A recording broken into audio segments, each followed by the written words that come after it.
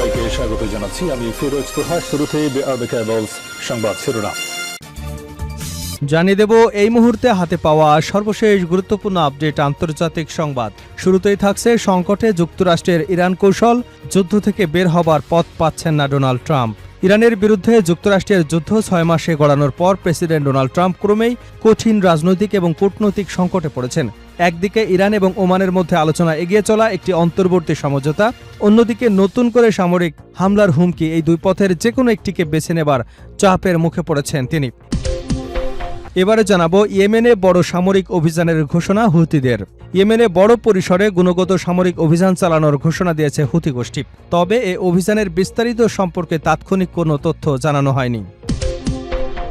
জানাবো ইরান যুদ্ধে উত্তেজনা বৃদ্ধির ফাঁদে আটকে পড়েছেন ডোনাল্ড ট্রাম্প। যুক্তরাষ্ট্রের প্রেসিডেন্ট ডোনাল্ড ট্রাম্প ইরানকে ঘিরে এমন এক উত্তেজনা বৃদ্ধির ফাঁদে আটকা পড়েছেন যেখান থেকে বের হবার পথ অত্যন্ত সীমিত। আল জাজিরাকে দেওয়া সাক্ষাৎকারে এমন মন্তব্য করেছেন ইউনিভার্সিটি অব শিকাগোর অধ্যাপক রবার্ট পেপ। এবারে থাকছে 3 দিনের সফরে সৌদি আরবে পাকিস্তানের প্রধানমন্ত্রী। পাকিস্তানের প্রধানমন্ত্রী শেহবাজ শরীফ 3 দিনের সরকারি সফরে সৌদি আরবের উদ্দেশ্যে রওনা হয়েছেন। বৃহস্পতিবার শুরু হওয়া এই সফরে দেশটির সেনাপ্রধান chief of defence forces field marshal Asim মুনিরও তার সঙ্গে রয়েছেন। এবারে থাকছে বিবিসির প্রতিবেদন, হাসিনার একগুঁয়েমিতে বিরক্ত ভারতের কর্মকর্তারা। হাসিনার একগুঁয়েমিতে বিরক্ত হয়ে পড়েছেন ভারতের কর্মকর্তারা। 24-এর ছাত্র জনতার গণঅভ্যুত্থানে হাসিনা দিল্লিতে পৌঁছানোর পর থেকেই প্রত্যাশা ছিল বাংলাদেশের রাজনীতিতে আওয়ামী লীগের পুনর্বাসনে ভারত তাকে সহায়তা করবে। আওয়ামী লীগের সঙ্গে রাষ্ট্রীয় স্তরে ভারতের সম্পর্ক ঐতিহাসিক, ফলে তাতে ভারতে যে খুব বেশি একটা নিমরাজি ছিল সেটাও নয়।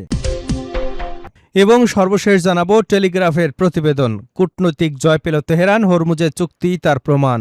ডিম ফোটার আগে যতগুলো ডিম আছে ততগুলো মুরগি হবে ধরে নেওয়া যেমন ঠিক নয়, তেমনি কোনো কূটনৈতিক চুক্তি স্বাক্ষরিত হবার আগেই তা নিশ্চিত ধরে নেওয়া বুদ্ধিমানের কাজ নয়। তবে সাম্প্রতিক সময়ে মাস্কাট, তেহরান এবং ওয়াশিংটন থেকে বেরিয়ে আসা বিভিন্ন তথ্য ও গুঞ্জন একই দিকে ইঙ্গিত করছে। তা হল কৌশলগতভাবে অত্যন্ত গুরুত্বপূর্ণ হরমুজ প্রণালী পুনরায় খুলে দেবার বিষয়ে ইরান এবং ওমানের মধ্যে একটি চুক্তি এখন চূড়ান্ত পর্যায়ে পৌঁছেছে।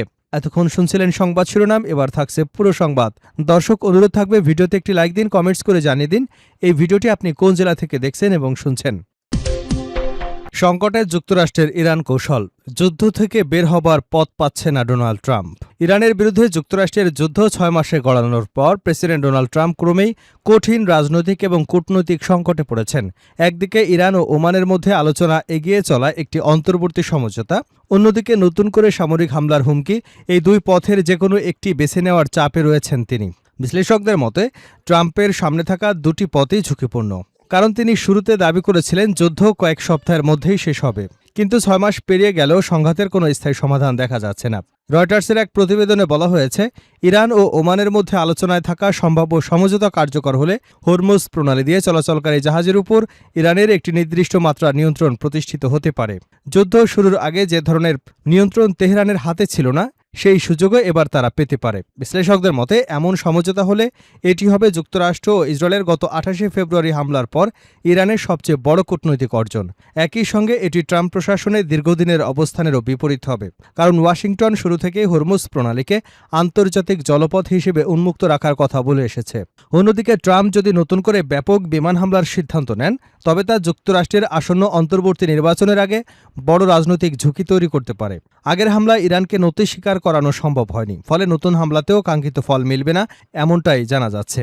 আরেকটি বিকল্প হল বর্তমান পরিস্থিতি বজায় রাখা। সেক্ষেত্রে ইরানের বন্দর অবরোধ অব্যাহত থাকবে, নৌপথে হামলার জবাবে যুক্তরাষ্ট্র সীমিত পাল্টা হামলার ব্যবস্থা নেবে। তবে বিশ্লেষকদের মতে এ পথেও ট্রাম্প সম্মানজনকভাবে যুদ্ধ থেকে বের হবার সুযোগ পাবে না। যুক্তরাষ্ট্রের সাবেক মধ্যপ্রাচ্য বিষয়ক আলোচক অ্যারন ডেভিড মিলার বলেন, ট্রাম্পের সামনে এখন সবই খারাপ বিকল্প। তবে তিনি হয়তো বুঝতে শুরু করেছেন যে এই যুদ্ধ অনির্দিষ্টকাল চালিয়ে যাওয়া সম্ভব নয়, কেননা কোনো সমাধানে পৌঁছতে হবে, আর এটি হরমুজ প্রণালীতে ইরানের নতুন বাস্তবতাকে মেনে নেওয়ার দিকেও যেতে পারে। রয়টার্সের প্রশ্নের জবাবে নাম প্রকাশে অনিচ্ছুক এক মার্কিন কর্মকর্তা বলেন, যে কোনো অস্থায়ী নৌপথই হবে বাধাহীন এবং কোনো পক্ষের নিয়ন্ত্রণ থাকবে না। এদিকে মার্কিন পররাষ্ট্রমন্ত্রী মার্কো রুবিরো আবারও বলেছেন, হরমুজ প্রণালী অবশ্যই আন্তর্জাতিক জলপথ হিসেবে উন্মুক্ত থাকতে হবে, যেখানে ইরানের নিয়ন্ত্রণ, টোল বা কোনো ধরনের ফি গ্রহণের সুযোগ থাকা উচিত নয়। তবে বিশ্লেষকদের মতে অতীতেও ট্রাম্প রুবিরোর বক্তব্যের সঙ্গে ভিন্ন অবস্থান নিয়েছেন। প্রয়োজনে আবারও তিনি সেই পথেই হাঁটতে পারেন। বর্তমানে যুক্তরাষ্ট্রের জ্বালানির দাম বেড়েছে, ট্রাম্পের জনপ্রিয়তা কমেছে, ইরান যুদ্ধেও সাধারণ মার্কিন নাগরিকদের কাছে ক্রমেই অজনপ্রিয় হয়ে উঠেছে, ফলে তার সিদ্ধান্ত নেবার সুযোগও আগের তুলনায় অনেক সীমিত হয়ে গেছে। যুদ্ধ দীর্ঘায়িত হবার পরও ট্রাম্পের কঠোর অবস্থান ইরানকে বড় ধরনের ছাড় দিতে বাধ্য করেনি, বরং এখন পরিস্থিতি এমন পর্যায়ে পৌঁছেছে যে শেষ পর্যন্ত বড় ধরনের সমঝোতা করতেই হতে পারে ট্রাম্পকে। বিশ্লেষকদের মতে হরমুজ প্রণালী আবারও পুরোপুরি চালু করা হলে তবেই যুক্তরাষ্ট্র এবং ইরানের মধ্যে পরমাণু কর্মসূচি নিয়ে নতুন করে আলোচনা শুরুর পরিবেশ তৈরি হতে পারে। তবে ইরান এবং ওমান যে সমঝোতার দিকে এগিয়ে যাচ্ছে তা যুক্তরাষ্ট্র শেষ পর্যন্ত মেনে নেবে কিনা সেটি এখন বড় প্রশ্ন। রয়টার্স ইরানের একটি জ্যেষ্ঠ সূত্র এবং মধ্যপ্রাচ্যের 2 কর্মকর্তা জানিয়েছেন, আলোচনায় থাকা প্রস্তাব অনুযায়ী উপসাগরীয় প্রবেশকারী জাহাজের উপর ইরানের কিছু নিয়ন্ত্রণ থাকবে। যদিও ট্রাম্প বলেছেন প্রণালী খুলে দেবার বিষয়ে চুক্তি খুব কাছাকাছি, তবে ইরানের কর্মকর্তারা জানিয়েছেন কয়েকটি গুরুত্বপূর্ণ বিষয় এখনও আলোচনা বাকি আছে। বিশ্লেষকদের মতে ইরান ওমান সমঝোতা এবং যুক্তরাষ্ট্র ইরান আলোচনা পুনরায় শুরু হলেও চূড়ান্ত শান্তি চুক্তির সম্ভাবনা এখনও অনিশ্চিত, কারণ জুনে দুদেশের মধ্যে হওয়া সমঝোতা স্মারক অল্প সময়ের মধ্যেই ভেঙে পড়ে। সেই সমঝোতার আওতায় ইরান কিছু নিষেধাজ্ঞা শিথিলের সুবিধা পেয়েছিল, যা ট্রাম্পের নিজ দল রিপাবলিকানদের একটি অংশের সমালোচনার মুখে পড়ে। ইয়েমেনে বড় সামরিক অভিযানের ঘোষণা হুতিদের। ইয়েমেনে বড় পরিসরে ও গুণগত সামরিক অভিযান পরিচালনার ঘোষণা দিয়েছে হুতি গোষ্ঠী। তবে এই অভিযানের বিস্তারিত সম্পর্কে তাৎক্ষণিক কোনো তথ্য জানানো হয়নি।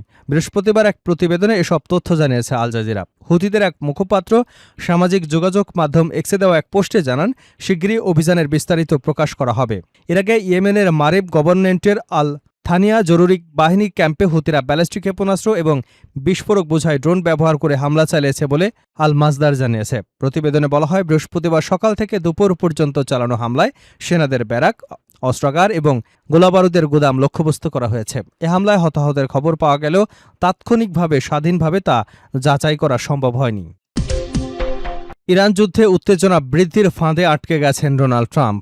যুক্তরাষ্ট্রের প্রেসিডেন্ট ডোনাল্ড ট্রাম্প ইরানকে ঘিরে এমন এক উত্তেজনা বৃদ্ধির ফাঁদে আটকা পড়েছেন যেখান থেকে বের হবার পথ অত্যন্ত সীমিত। আল জাজিরাকে দেওয়া সাক্ষাৎকারে এমন মন্তব্য করেছেন ইউনিভার্সিটি অব শিকাগোর অধ্যাপক রবার্ট পেপ। তিনি বলেন, যুক্তরাষ্ট্রের বিমান ও নৌহামলা কৌশলগতভাবে কিছু তাৎক্ষণিক সাফল্য অর্জন করলেও তা দেশের দীর্ঘমেয়াদী কোনো লক্ষ্য পূরণ করতে পারেনি। তার দাবি, এই সংঘাতের পর ইরান আগের তুলনায় আরও বেশি শক্তিশালী হয়ে উঠেছে। পেপের মতে ট্রাম্পের সামনে এখন 2টি পথ খোলা রয়েছে, হয় ইরানের ক্রমবর্ধমান আঞ্চলিক প্রভাব মেনে নেওয়া, নয়তো সংঘাতকে আরও তীব্র করা। এর বাইরে তৃতীয় কোনো বিকল্প নেই বলে মনে করেন তিনি। পেপ সতর্ক করে বলেন, কেবল বিমান এবং নৌশক্তির উপর নির্ভর করবার সীমাবদ্ধতা ইতিমধ্যেই স্পষ্ট হয়ে উঠেছে। ফলে পরিস্থিতি এমন পর্যায়ে পৌঁছতে পারে যেখানে ট্রাম্প স্থল অভিযানের দিকে যেতে বাধ্য হতে পারেন। পেপের ধারণা, আসন্ন মধ্যবর্তী নির্বাচনকে সামনে রেখে প্রতীকী কোনো সামরিক বিজয় অর্জনের প্রচেষ্টা চালাতে পারেন ডোনাল্ড ট্রাম্প।